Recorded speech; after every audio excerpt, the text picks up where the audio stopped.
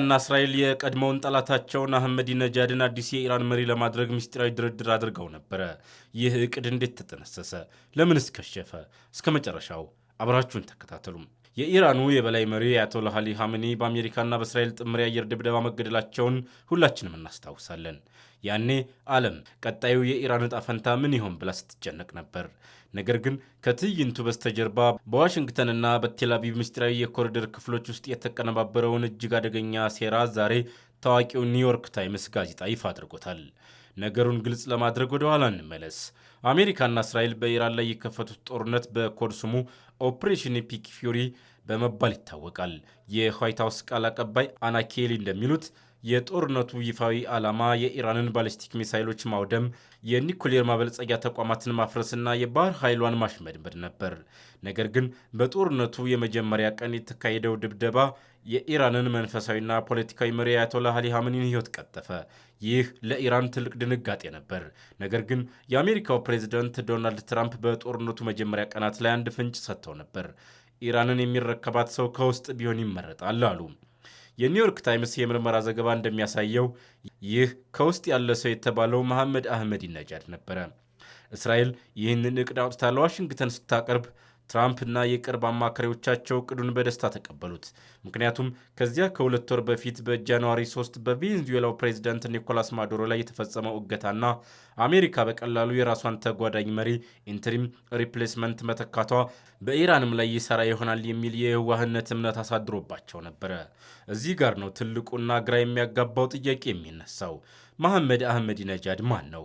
ከ2005 እስከ 2013 በኢራን ፕሬዚዳንት የነበረ፣ እስራኤልን ከዓለም ካርታ ላይ መደምሰስ አለባት ብሎ የተናገረ፣ የናዚዎቹን ጭፍጨፋ የካደ፣ የኢራንን የኒውክሌር ፕሮግራም በኃይል የገፋና የውስጥ ተቃዋሚዎችን በጭካኔ የጨፈጨፈ ሰው ነው።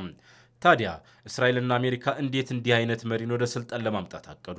መልሱ ያለው በቅርብ ዓመታት የኢራን የውስጥ ፖለቲካ ሽኩቻ ላይ ነው። አህመዲነጃድ ስልጣን ከለቀቀ በኋላ በኢራን ካሉ የሃይማኖት መሪዎችና ከራሳቸው ከኻሜኒ ጋር ከፍተኛ ጸብ ውስጥ ገባ። የስርዓቱን ሙስና በአደባባይ መተቸት ጀመረ። በዚህም ምክንያት ላለፉት ጥቂት ዓመታት በቴሄራን ናርማክ በተባለ ሰፈር በቁም እስረኛ ሆኖ እንዲቀመጥ ተደርጎ ነበረ። በምርጫ እንዳይወዳደርም ታግዶ ነበር። አሜሪካና እስራኤል ይህንን የውስጥ ቅሬታውን ተጠቀሙበት። ለአህመዲነጃድ የቀረበለት ሐሳብ ምን ነበር? እኛ ስርዓቱን እንመታለን፣ አንተ ደግሞ የሀገሪቱን የፖለቲካ የማኅበራዊና የጦርነት ሁኔታ የመምራት ብቃት ስላለህ ህዝቡን አስተባብረህ ስልጣኑን ትረከባለህ የሚል ነበር። አህመዲነጃድም ይህንን ምስጢራዊ ጥሪ ተቀብሎት እንደነበረ ከእርሱ ጋር የቅርብ ግንኙነት ያላቸው ሰዎች ለጋዜጣው አረጋግጠዋል። ነገር ግን እቅዱ ገና በጦርነቱ መጀመሪያ ቀን ውሃ በላው። ይህንን ድራማዊ ክስተት ተመልከቱ። የካቲት 28 የእስራኤል ተዋጊ ጀቶች በቴሄራን ወደሚገኘው የአህመዲነጃድ መኖሪያ ቤት ሚሳይል ተኮሱ። የዚህ ጥቃት ዓላማ እሱን ለመግደል አልነበረም። ይልቁንም እሱን ከበው የያዙትን የኢራን አብዮታዊ ጠባቂ ኃይል የጥበቃ ኬላዎችን በማውደም የቁም እስረኝነትን ነፃ የማውጣት ኦፕሬሽን ለመስራት ነበር። ነገር ግን ጥቃቱ ተሳሳተ። ፍንዳታው አህመዲነጃድ በነበረበት ቤት አቅራቢያ በከባድ ሁኔታ በመከሰቱ ራሱ አህመዲነጃድ ላይ ከባድ የአካል ጉዳት ደረሰ። በጥቃቱ ክፉኛ የደነገጠውና የቆሰለው አህመዲነጃድ እንዲሁም እቅዱን ሲከታተሉ የነበሩ የአሜሪካ ባለሥልጣናት በሙሉ በእቅዱ ላይ ያላቸው ተስፋ ተሟጠጠ። ይህ ድብደባ እቅዱን ብቻ አይደለም ያበላሸው። ኒውዮርክ ታይምስ እንደዘገበው አህመዲነጃድ ከዚያ ዕለት በኋላ በአደባባይ አልታየም። አሜሪካ በአሁኑ ሰዓት ይህ ሰው የት እንዳለ፣ በሕይወት መኖሩን ወይም መሞቱን ካለም በምን አይነት የጤና ሁኔታ ላይ እንደሚገኝ ጨርሶ አታውቅም። በአጭሩ አሜሪካና እስራኤል የገመቱት የገዢዎች ለውጥ ሳይሳካ ቀረ። የኢራን መንግስት ምንም እንኳን መሪው ቢገደልም ሳይበተን መዋቅሩን ይዞ ቀጠለ። ይህ ታሪክ የሚያሳየን ትልቅ እውነት አለ። ዶናልድ ትራምፕና ቤንያሚን ኔታንያሁ ወደዚህ ጦርነት ሲገቡ የኢራንን የውስጥ መዋቅር ምን ያህል አቅልለው እንደገመቱትና ምን ያህል አደገኛ ቁማር እንደተጫወቱ ነው የኒውዮርክ ታይምስ ዘገባ የሚያሳየው። በጠላትነት ለዓመታት የፈረጁትን ሰው ሳይቀር ለስልጣን ለማጨት መሞከራቸው በዓለም ፖለቲካ ውስጥ ዘላቂ ወዳጅም ሆነ ዘላቂ ጠላት የለም፣ ጥቅምና ሴራ ብቻ እንጂ የሚለውን ሕግ በድጋሚ ያረጋገጠ ክስተት ነው። አሁን ብዙ ያልተመለሱ ጥያቄዎች አሉ። አህመዲነጃድ በአሁኑ ሰዓት የት ነው ያለው? ጉዳቱስ ምን ያህል ይበረታል? የኢራንስ ቀጣይ ዕጣ ፈንታ ምን ይሆናል? የሀገሪቱ የሃይማኖት መሪ መውደቅ በኢራን ውስጥ የጦር አምባገነንነትን የመሰለ መዋቅር ሊፈጥር ይችላል። በተለይም የኢራን አብዮታዊ ጠባቂ ኃይል ሀገሪቱ ወደ ህዝባዊ ትርምስ እንዳትገባ ቁጥጥሩን ያጠብቃል።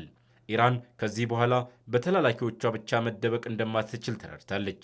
የባሊስቲክ ሚሳይልና የባህር ኃይሏ ቢደክምም በምስጢር ያስቀመጠቻቸውን የሳይበር ጥቃት አቅሞችና ያልተነኩ የጦር ሰፈሮቿን በመጠቀም በእስራኤልና በአሜሪካ ጥቅሞች ላይ የተራዘመ የተበታተነ ግን አደገኛ ጥቃት መክፈቱ አይቀሬ ነው። በምዕራባውያን ሙሉ በሙሉ መገለልና መመታት የደረሰባት ቴሄራን ህልውናዋን ለማስጠበቅ የሞስኮና የቤጂንግ ጥገኛ መሆኗን ታፋጥነዋለች። ቻይና የኢኮኖሚ ደህንነት ሲገዛት፣ ሩሲያ ደግሞ የተራቀቁ የደህንነትና የራዳር ቴክኖሎጂዎችን ለኢራን ልታጋራ ትችላለች። እስራኤል የኢራንን ቁንጮ መሪዎች በመምታት ረገድ የስለላና የጦር የበላይነቷን ብታሳይም የረጅም ጊዜ ስልታዊ ግቧ ግን አሁንም በከፍተኛ አደጋ ውስጥ ነው። አህመዲ ነጃድን የመተካት እቅድ መበላሸቱ እስራኤልን ትልቅ ዋጋ ያስከፍላታል። ምክንያቱም በኢራን ውስጥ ወዳጃዊ ወይም የሚቆጣጠሩት መንግስት መመስረት ካልተቻለ አሁን የተገኘው ወታደራዊ ድል ትርጉም አልባ ይሆናል። እስራኤል አሁንም በጠላት የተከበበች ሀገሯን ትቀጥላለች። ምንም እንኳን ጠቅላይ ሚኒስትር ቤንያሚን ኔታንያሁ የሐማኒን መገደል እንደ ትልቅ ታሪካዊ ድል ቢያቀርቡትም የጦርነቱ አለመቋጨትና የኢራን መዋቅር አለመፍረስ በሀገር ውስጥ ተቃውሞ ሊያስነሳባቸው ይችላል። በተለይም የአሜሪካ የቅርብ አማካሪዎች ሳይቀሩ እቅዱን የማይመስል ማለታቸው ይፋ መሆኑ በእስራኤል የደህንነት ተቋማት መካከል መቃቃርን ይፈጥራል። የኢራን ማዕከላዊ መንግስት ደካማ ካልሆነ የቀጣናው ሚሊሻዎች፣ ሄዝቦላህ፣ ሁቲዎችና የኢራቅ አማጽያን በእስራኤል ላይ የከፋ ጥቃት ሊሰነዝሩ ይችላሉ። ይህ ደግሞ እስራኤልን በየአቅጣጫው ከሚተኩሱ ያልተቀናጁ ግን የማያቋርጡ ጥቃቶች ጋር እንድትጋፈጥ ያደርጋታል። ዋይት ሀውስ እንዳለው አሜሪካ አሁን ያለውን የኢራን መዳከም ተጠቅማ ኢራንን ለዘለቄታው ከኒውክሌር ፕሮግራም የምታስቆም አዲስ ስምምነት ላይ ለመድረስ እየሰራች ነው። ኢራን ህልውናዋን ለማዳን እስራኤል ደግሞ ዋስትና ለማግኘት ሲሉ በሩሲያ ወይም በባሕረ ሰላጤው ሀገራት እንደ ኦማን ወይም ኳታር አጋፋሪነት ከመጋረጃ በስተጀርባ ድርድር ውስጥ ሊገቡ ይችላሉ። የኢራን ማዕከላዊ መዋቅር ሙሉ በሙሉ ሳይፈርስ ነገር ግን ደክሞ ከቀጠለ ሀገሪቱ በተለያዩ የጦር አዛዦችና ጎሳዎች ልትከፋፈል ትችላለች። ይህ ከሆነ እስራኤል ከአንድ ሀገር ስጋት ይገላገላት ይሆናል እንጂ መካከለኛው ምስራቅ እጅግ አደገኛ የሆነ በሽብርተኝነት የተሞላ አዲስ የቀውስ ቀጠና ይሆናል። ይህ በጣም አስፈሪ ሁኔታ ነው።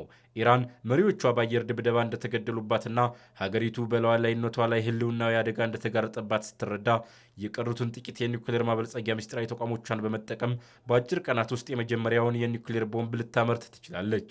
ይህ ከሆነ እስራኤል ሁለተኛ ዙር ይህንኑ ተቋም ሙሉ በሙሉ ለማጥፋት የሚነሳ ታላቅ ጦርነት ውስጥ መግባቱ አይቀሬ ነው። በአህመዲ ነጃድ ላይ የተነደፈው የሴራ መረብ መጋለጥ የሚያሳየው በመካከለኛው ምስራቅ የጦርነት ስሌት በወረቀት ላይ እንደሚቀመጠው ቀላል አለመሆኑን ነው። የኢራንና የእስራኤል ቀጣይ ዕጣ ፈንታ ሰላም ሳይሆን ስልታዊ መቆለፍ ነው። እስራኤል ኢራንን ሙሉ በሙሉ ማጥፋት አልቻለችም። ኢራንም እስራኤልን መበቀል አቅቷታል።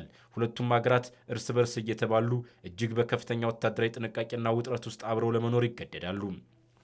አሸናፊ የሌለው ይህ ፍልሚያ የመካከለኛው ምስራቅን ቀጣይ 10 ዓመታት ዕጣ ፈንታ መወሰኑን ይቀጥላል። እናንተስ በዚሁ አስገራሚ ምስጢር ላይ ምን አስተያየት አላችሁ? አሜሪካና እስራኤል አህመዲ ነጃድን ለመጠቀም ማሰባቸው ትክክለኛ የፖለቲካ ስሌት ነበር ወይስ ከጅምሩ የከሸፈ ስንፍና? አስተያየታችሁን በኮሜንት መስጫው ላይ አስፍሩልን። ቪዲዮን ከወደዳችሁት ላይክ፣ ሼርና ሰብስክራይብ ማድረጋችሁን እንዳትረሱ።